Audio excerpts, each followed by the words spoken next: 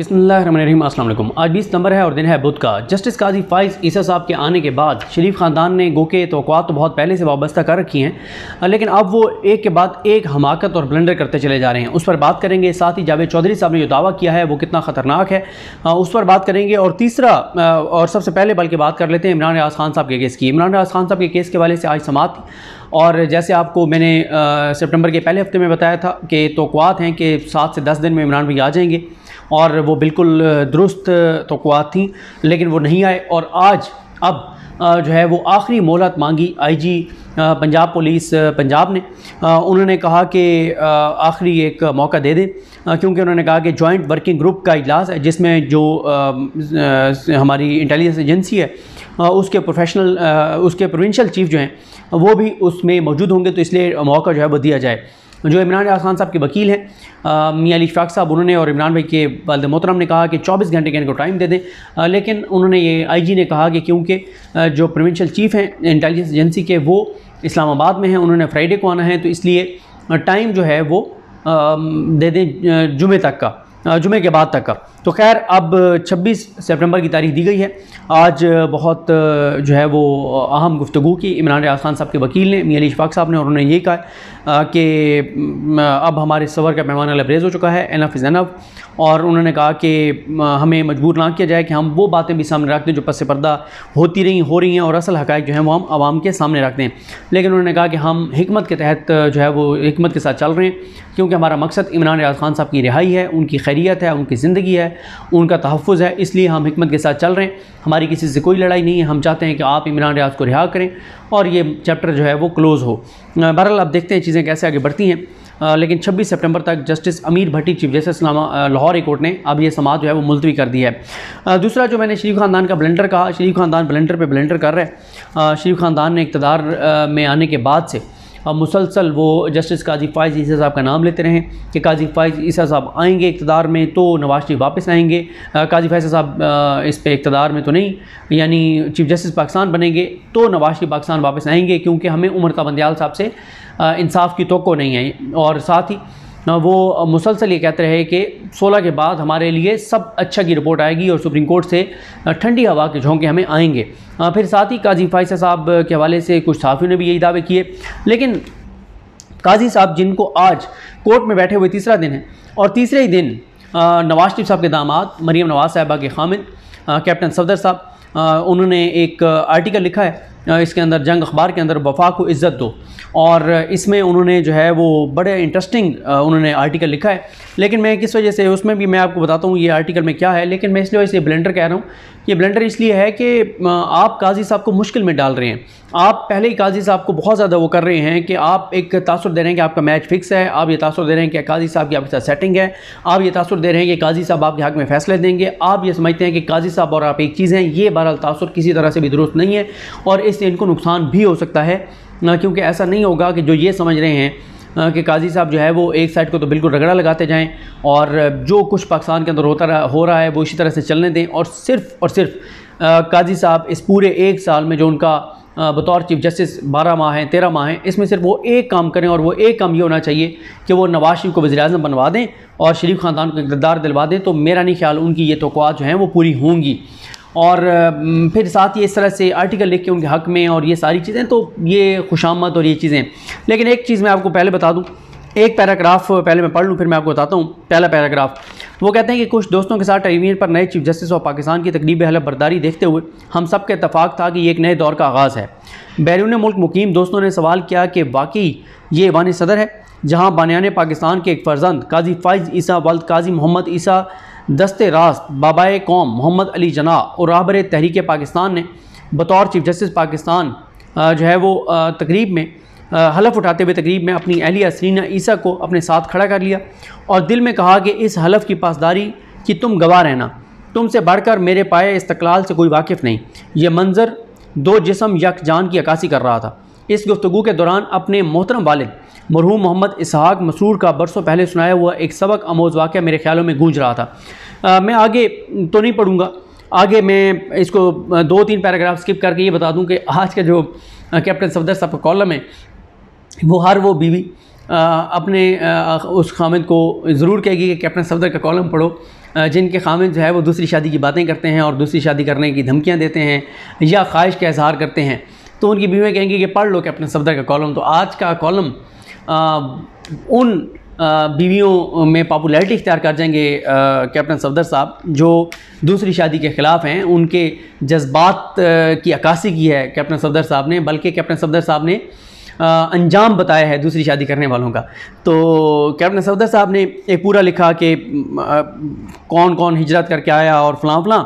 उसके बाद फिर एक बंदा था, वो एक जो है वो हिंदू लावारिस बच्चा था, उसको ले आया और उसका बल्दियत में अपना नाम लिखा और फिर वो बच्चा खैर बड़ा हुआ और उसके बाद उसने पढ़ाया और पढ़ाने के बाद वो चला गया कराची। तो बच्चा शेख अख्तर हसूल रोज़गार के लिए कराची आ गया, जबकि गांव में उसकी बीवी मोइशी खेती बाड़ी करके अपने बच्चे को संभाल रही थी, इस उम्मीद पर कि उसका खामिद एक दिन कराची में मेहनत मजदूरी करके घर के हालात बेहतर कर लेगा। शेख साहब को कराची से जर्मनी जाने का मौका मिला, जहां किस्मत उन पर मेहरबान हो गई।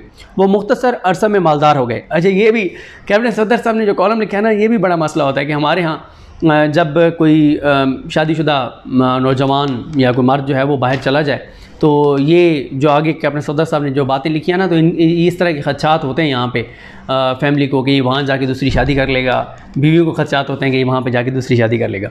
अच्छा, तो कहते हैं जनाब के बीवी खेती बाड़ी करके घर के हालात वो कर रही थी और शेख साहब कराची चले गए। शेख साहब को कराची से जर्मनी जाने का मौका मिला, जहां किस्मत उन पर मेहरबान हो गई। वो मुख्तसर अरसा में मालदार हो गए। दौलत की रेल पेल अब उनको मजबूर कर रही थी कि उनका स्टेटस बदल जाए। गांव वाली बीवी अब उनके साथ सोसाइटी में सजेगी नहीं। शेख साहब की तरफ से इस गरीब लाचार खातून को मनी आर्डर आता रहा, मगर ये सिलसिला ज़्यादा देर तक ना चल सका। जर्मनी में मौजूद ये लावारिस शेख सेठ साहब के नाम से मशहूर हो गया और वहाँ उसके इर्द गिर्द चापलूस, खुदगर्ज और मौका परस्त लोगों ने सेठ साहब को अपने जाल में फंसा लिया और शेख साहब को ख्वाहिश पर उनकी शादी लाहौर में एक शहरी लड़की से करा दी। उस लड़की में शेख साहब के लिए तमाम औसाफ मौजूद थे, मगर वफा के पहलू से शेख साहब बेखबर रहे। सेठ शेख साहब ने अपनी माली वज़ाक़ता के मुताबिक शादी रचा ली और भूल गए कि मुश्किल वक्त में साथ देने वाली उनकी पहली बीवी और बच्चा बेकरार निगाहों से शेख साहब के मुंतज़िर हैं। मनी आर्डर का सिलसिला बंद होने और तवील जुदाई पर गांव वाली बीवी ये सोच रही थी कि उसका खामिद मर गया है या एक बार फिर तकसीम हिंद के गदर की तरह खो गया है। गांव वाली गुर्बत ज़दा बीवी जैसे तैसे करके अपने और अपने बेटे के साथ ज़िंदगी गुजार रही थी, जबकि शेख साहब की दूसरी बीवी से औलाद की तादाद 4 तक पहुंच चुकी थी। अब सेठ साहब तमाम जायदाद मालो मता दूसरी बीवी के नाम करके ये भूल गए कि गांव वाली बीवी और बेटा भी वारिस हैं। इसी दौरान शेख साहब जर्मनी से जब लाहौर आए और ख्वाहिश जाहिर की कि अब मैं रिटायर्ड लाइफ आप लोगों के साथ गुजारूंगा, मगर एक सुबह शेख साहब को पता चला कि उनकी दस्तावेज़ात, पासपोर्ट वगैरह नई बीवी ने जला दी हैं। शेख साहब को जर्मनी जाने से रोक दिया गया है। वो तमाम जायदाद और दौलत की मालिक बन गई है और तज़हीक अमेज़ रवैये से अपने खामिद को घर से बेघर कर दिया। अब बेबस लाचार सेठ शेख साहब के पास जेब में इतनी रकम थी जो उनको लाहौर के रेलवे स्टेशन से घर पहुंचा सकती थी। सेठ साहब एक तवील अरसे बाद अपने गांव अपनी बीवी के मलकियती घर पहुंचे। शेख साहब ने दरवाजे पर दस्तक दी। घर के सहन में लगे तंदूर से निकलने वाले धुएं से एक साया बाहर निकल कर आया। उस औरत की नज़र तवील अरसे से जुदा खामिद पर पड़ी। वो वक्त की तमाम जुदाई के गम, दुख, तकलीफ़ और मुश्किलात एक लम्हे में भूल गई और बोली, मेरे रब ने मेरी दुआ सुन ली, मेरे सब्र ने मुराद पा ली। मुझे यकीन था कि आप एक दिन जिंदा सलामत कराची से वापस आएंगे। अब शेख साहब की मोहब्बत परवरी ने बेटे को देखने की ख्वाहिश की। बीवी ने कहा कि वो कराची में एक सरकारी दफ्तर में नौकरी कर रहा है, बाबू बन गया है। मैंने महदूद मगर हलाल वसाइल से अच्छी तालीम दी उसे। वो आपकी तलाश में कराची गया तो उसे आप तो ना मिले मगर नौकरी मिल गई। किस्सा मुख्तसर 90 की दहाई में शेख साहब दुनिया फ़ानी से कूच कर गए और वफादारों की सरजमीन ने उन्हें अपने सीने से लगा लिया। उनकी कब्र इसी आंगन में बनी जिसे भुलाकर वो बरतर और बेहतर ज़िंदगी की चकाचौंध में गुम हो गए थे। आज उनकी उम्र रसीदा वफा की पैकर पहली मोहब्बत बख्शिश की दुआ करती है। आखिरी पैराग्राफ में लिखते हैं कि हाँ, औरत की वफ़ा कमाल की होती है, लेकिन सवाल ये है कि वो दूसरी बीवी भी तो औरत होती है। तो कैप्टन साहब भी कह रहे हैं कि सिर्फ पहली बीवी जो होती है वही वफ़ा शार होती है। अब ये तो खैर जिन्होंने 2 शादियाँ की हुई हैं ये उनका काम है कि वो कभी दूसरी बीवी के फ़ज़ाइल भी कोई आवाम के सामने रखें ताकि काउंटर किया जा सके, क्योंकि अभी तक तो पाकिस्तान में ये नैरेटिव बहुत मजबूत है। ये नैरेटिव, ये बयानियाँ कि वफ़ा शार से पहली बीवी होती है और दूसरी उस तरह से मोहब्बत नहीं करती और अल्टीमेटली फिर खामिद जो है वो ज़िंदगी के आखिरी उम्र के हिस्से में जो है वो पहली बीवी के पास वापस आ जाता है। ये बयानी है पाकिस्तान में बहुत ज़्यादा। तो ये बहरहाल भारी ज़िम्मेदारी दूसरी शादी करने वालों पर है कि वो दूसरी बीवी के भी कोई ना कोई फ़ज़ाइल और साफ़ जो है वो बयान करें। तो कैप्टन साहब लिखते हैं कि जनाब, या जिन्होंने कैप्टन साहब के लिए कॉलम लिखा है वो लिखते हैं कि हाँ, औरत की वफ़ा कमाल की होती है, मगर काजी फ़ाइज़ ईसा साहब आपने कमाल कर दिखाया। वाकई आपकी अहलिया मोहतरमा इस इज़्ज़त की हकदार हैं। क्या औसाफ पाए हैं मोहतरमा सरीना फ़ाइज़ ईसा साहिबा? किस बाप की बेटी हैं, किस माँ की गोद में परवरिश पाई। माजी में अपने हाथ में कमज़ोर सी छड़ी के सहारे तमाम दिन अदालतों में, FBR FIA के दफ्तर में अपने और अपने खामिद की बेगुनाही साबित करने के लिए इंतहाई मुश्किल हालात में पेशियाँ भुगतती रहीं। मोहतरमा को यकीन था कि एक दिन काजी साहब इंसाफ की फरहमी में दुखी इंसानियत का सहारा बनेंगे। मोहतरमा के ख़ानदानी पस मंज़र के सामने ये ओहदा हैसियत नहीं रखता। काजी फ़ाइज़ साहब ने अपने काबिल एहतराम वफा की पैकर एहलिया को न सिर्फ अपने साथ खड़ा किया, बल्कि तमाम एहसास कमती में मुब्तला जहनी मरीज़ों को ये पैगाम दिया कि ओहदे, इक़्तिदार, ऐशो इशरत, प्रोटोकॉल और सब कुर्सियाँ बेवफा हैं। वफा रियासत से, वफ़ा आइन से, वफ़ा इंसान से, वफ़ा हमसफ़र से, वफ़ा वालदैन से, वफ़ा औलाद से, ये इंसान की मंजिल मकसूद है। काजी फ़ाइज़ साहब का पहला खामोश हुक्मनामा है, वफ़ा को इज़्ज़त दो ताकि तुमको इज़्ज़त मिले। कॉलम बहरहाल जिसने भी लिखा है, कॉलम अच्छा लिखा है, तारीफ़ करनी चाहिए। और नो डाउट बीवियाँ जो है वो वफ़ाशार होती हैं, वफ़ादार होती हैं, मोहब्बत करने वाली होती हैं, केयर करने वाली होती हैं। लेकिन कैप्टन साहब ने कहा है कि वो सिर्फ पहली बीवियाँ होती हैं, दूसरी अगर कोई करेगा तो उसके साथ ये सलूक होगा जो शेख साहब की दूसरी बीवी ने शेख साहब के साथ किया है। खैर, अब आ जाए तीसरी चीज़ के ऊपर, और वो है कि जनाब जावेद चौधरी साहब ने एक दावा किया है, वो बड़ा ख़तरनाक दावा है और मैं हैरान हूँ कि इस दावे की अभी तक जो है वो तरदीद नहीं आई, और इसकी तरदीद जो है वो आनी चाहिए, वरना ये इदारों पर, पाकिस्तान के इदारों पर बड़ा ही संगीन एक इल्ज़ाम है अगर इसकी तरदीद नहीं आती तो। मैं पहले और ये काजी फ़ाइज़ साहब से भी ये मामला जुड़ा हुआ है, क्योंकि आपको याद होगा कि एक सहाफ़ी ने, जो काजी फ़ाइज़ साहब के बहुत करीब हैं और बहुत से आजकल इक़्तिदार के ईमानों के भी करीब हैं, उन्होंने कहा था कि 17 सितंबर से एक क्रैकडाउन का सख्त सिलसिला शुरू होगा, सबसे खौफनाक होगा, सबसे ख़तरनाक होगा, और आप भूल जाएंगे पहले जितनी भी इंसानी हकूक़ की पामालियाँ हुई हैं जो पाकिस्तान में हुई हैं। इसका मतलब यह है कि काजी फ़ाइज़ साहब के आने के बाद ये आज़ादी मिल गई है सबको कि आप जो मर्ज़ी करें, आपको कोई पूछने वाला नहीं है। ये तासुर दिया जा रहा है, इस तासुर को काजी फ़ाइज़ साहब कैसे ज़ाहिर करते हैं वो आने वाला वक्त बताएगा। लेकिन सुनिए जावेद चौधरी साहब क्या कह रहे हैं। सवाल ये है कि शेख रशीद साहब हैं कहाँ पे।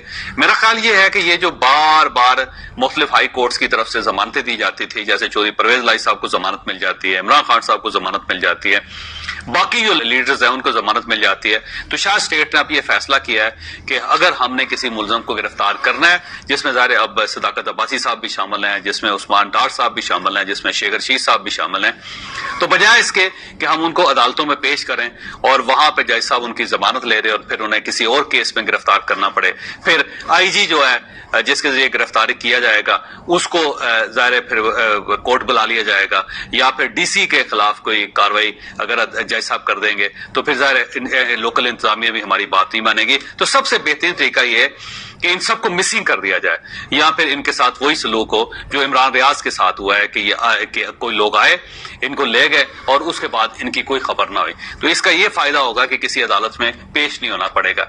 तो मेरा ख्याल है ये जो अदालतें बहुत ज्यादा, ये सीधा इल्ज़ाम जो है वो जस्टिस काजी फ़ाइज़ ईसा साहब पर है, और देखते हैं कि काजी फ़ाइज़ साहब इस तासुर को कैसे ज़ाहिर करते हैं, और उनको ज़ाहिर करना चाहिए। इदारों को भी इसके ऊपर अपना रिएक्शन देना चाहिए और बताना चाहिए कि इसमें किस हद तक हकीकत है।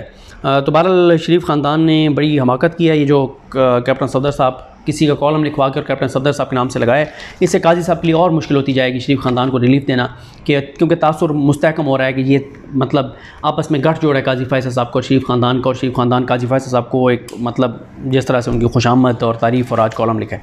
मुझे अपनी दुआ में याद रखें। लखनी मोहम्मद साहब का हमें नासर। अल्लाह हाफ़िज़।